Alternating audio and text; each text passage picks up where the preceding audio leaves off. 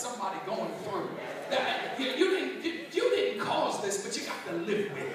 There's nothing worse than having to live with stuff that you didn't create. Man, I'm trying to preach it. My God. You can gloss over it all you want, but Elizabeth had to attend other people's bar mitzvahs, go to their birthday parties, bring gifts to them, and watch other babies and her girlfriends had to watch her girlfriends get pregnant and walk around and having all that, and she just keep looking, and she didn't create her barrenness. She had to deal with the husband that was looking at her thinking, what's wrong with you?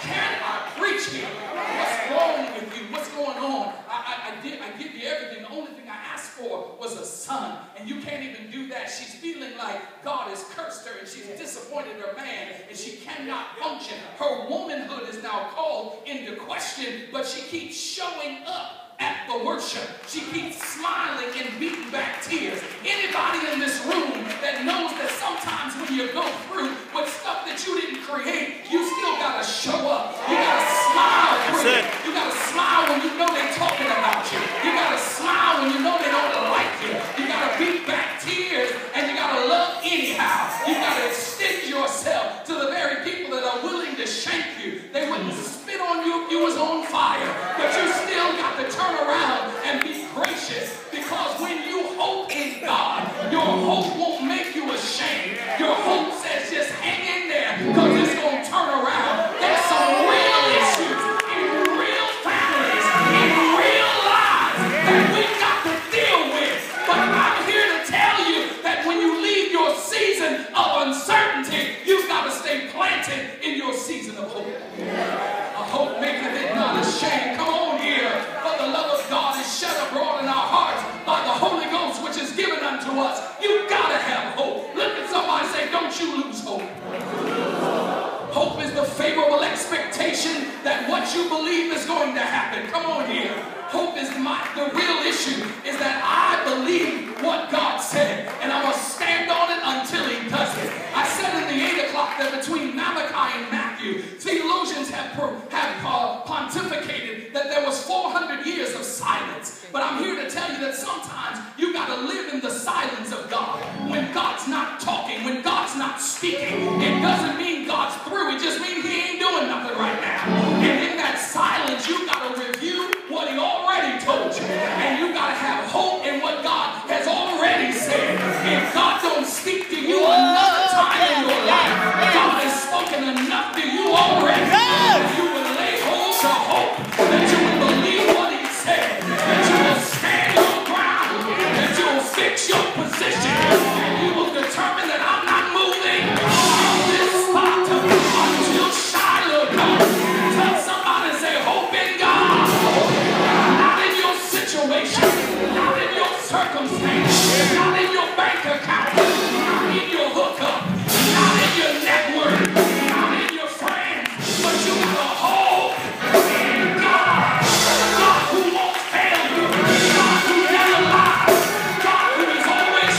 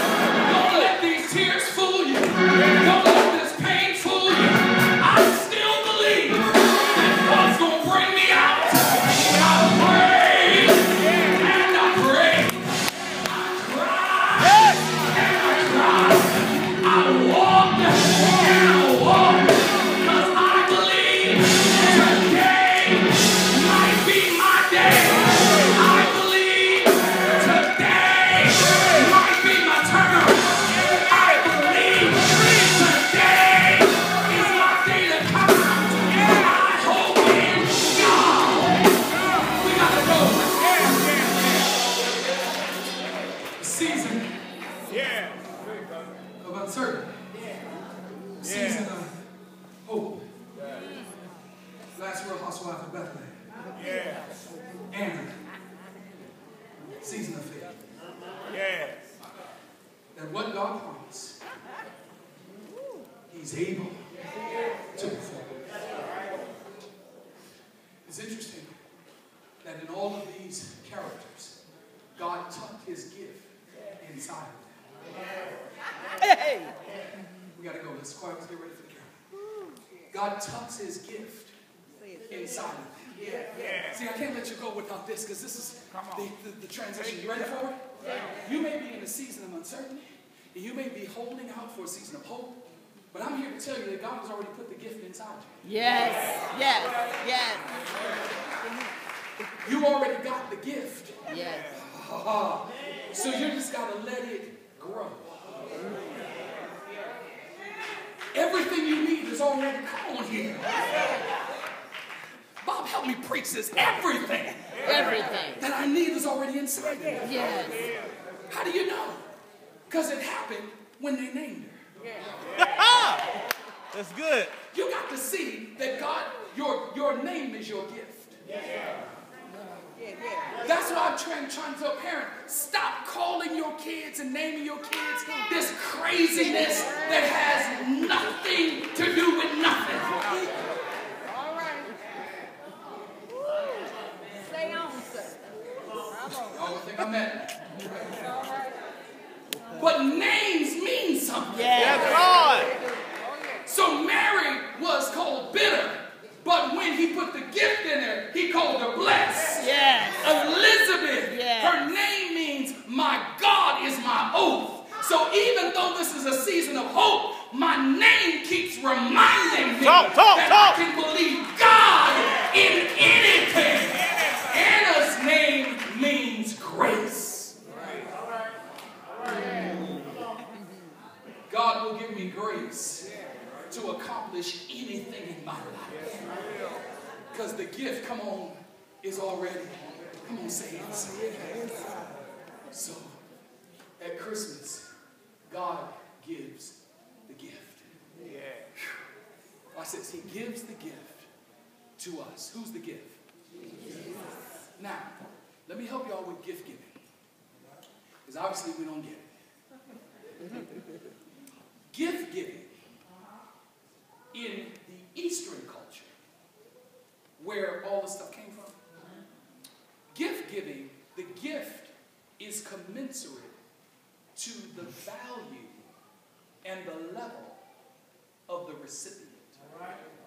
Wow. Watch this. The Magi brought gold, frankincense, and myrrh because it was commensurate to the person they were giving it to. They brought gifts for a king, gifts for a priest, come on, and gifts for a prophet. And so their gifts were commensurate to who they were giving it to. We just give people something. Well, they got something.